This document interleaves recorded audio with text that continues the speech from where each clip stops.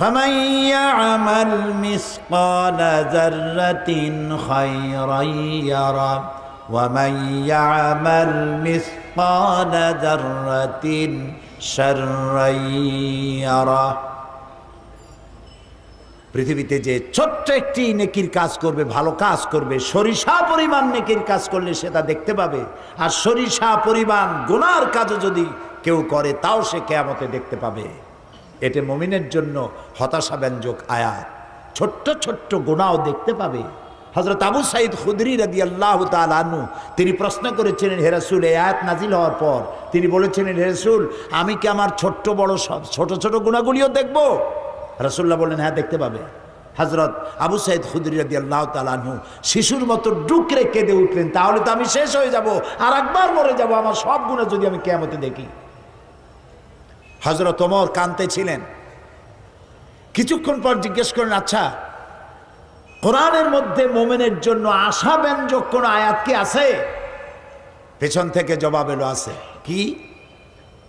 তিনি জবাবে বললেন, قل يا عبادي الذين أسرفوا على أنفسهم لا تقنطوا من رحمة الله إن الله يغفر الذنوب جميعا।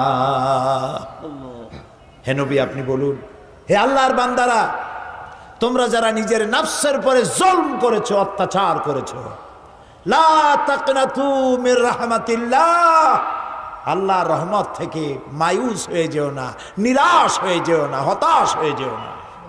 সুবহানাল্লাহ। নিশ্চয়ই আল্লাহ তাআলা সমস্ত গুনাহ খাতাকে মাফ করে দিবেন। সুবহানাল্লাহ। হযরত ওমর কান্না জড়িত কণ্ঠে বললেন, আচ্ছা, তোমাদের মধ্যে কি আব্দুল্লাহ ইবনে মাসউদ আছে নাকি?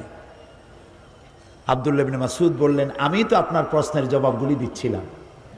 সুবহানাল্লাহ। আব্দুল্লাহ ইবনে মাসউদ ছিলেন রাখাল, উট ছাগল ভেড়া চড়ায় বেড়াতেন, রাখাল।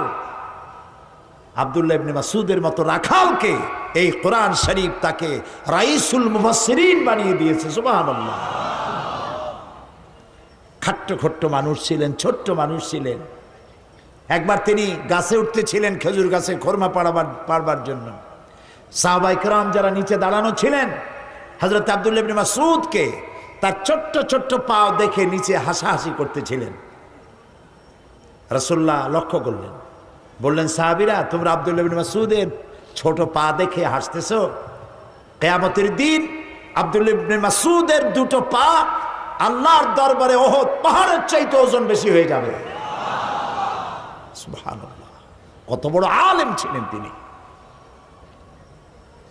মোমেন বান্দার জন্য আল্লাহ তাআলার রহমত তার হতাশার মেঘকে কাটিয়ে দেবে। গুনাহ যারা আমরা করেছি, গুনাহ থেকে বাঁচার পথ কি? গুনাহ থেকে মাপ পাওয়ার পথ কি? নবীজি বলেছেন, আল্লাহ রাব্বুল আলামিন 3000 বছর ধরে জাহান্নামের আগুনকে উত্তপ্ত করেছে। এই জাহান্নামের আগুন অন্ধকার অমাবস্যা রাতের মতো কালো হয়ে গেছে। এই জাহান্নামের আগুন যদি পৃথিবীর সব সমুদ্রের, মহাসমুদ্রের পানি যদি ঢেলে দেওয়া হয়, জাহান্নামের আগুন নিভবে না। জাহান্নামের আগুন, সমুদ্র মহাসমুদ্রের পানিতে আগুন নিভবে না, কিন্তু